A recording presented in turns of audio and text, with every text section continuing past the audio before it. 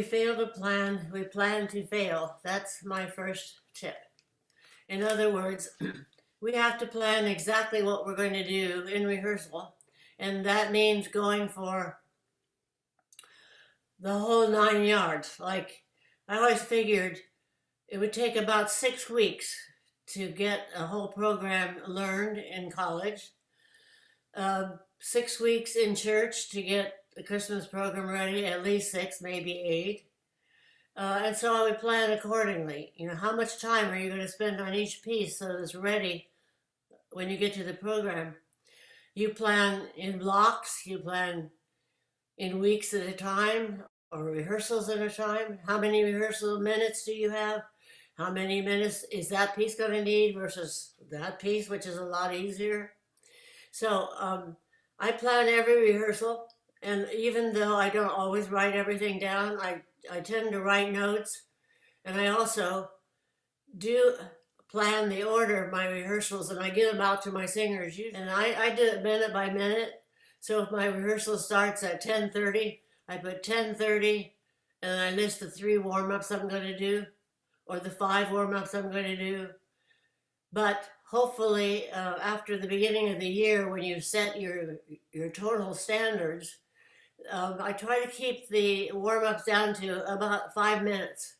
I figure they should have warmed up before they came in. They've been talking. The main thing is to get a feeling of unity, work on anything that needs working on, whether it's intervals or vowels or consonant articulation. What are you working on that day specifically, and why?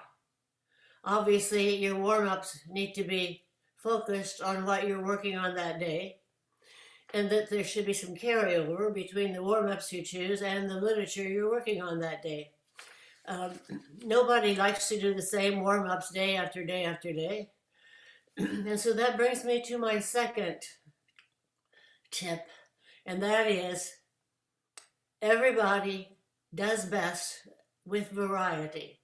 I remember when I was in college, we had a lecturer who talked to us about the artistic experience, and I don't remember what class it was in, but he said the most important thing is unity and variety.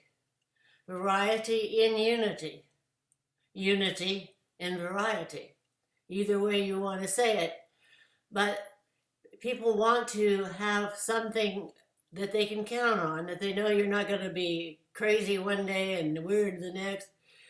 They want something that carries them over from rehearsal to rehearsal, but they get really tired very quickly of the same things over and over. So hundreds of vocalises out there. Keep trying new ones. Use the ones you know work consistently, but not every day, obviously. So if we talk about unity and variety, that means also what you're doing in rehearsal. You don't just do warm-ups for 25 minutes and then say, well, it's time to sing. No, you get rid of the warm-ups quickly and go to the first exciting piece that makes everybody happy that they're there that day. They just can't wait to sing, right? They came because they love to sing and they love you and they want to make music together. So get to the music as fast as you can. And half of, I think, most of our success as choral conductors comes from our personality, whatever that personality is. If you don't show it in rehearsal, then you cannot have a good rehearsal. Because our singers become so close to us emotionally that we are doing such an intimate thing together, making music and using our bodies in very intimate ways, that if you do not teach from who you are, then people don't trust you. And so it's really important that our singers get to know who we are. And I don't mean you tell them your life story. I just mean you show who you are.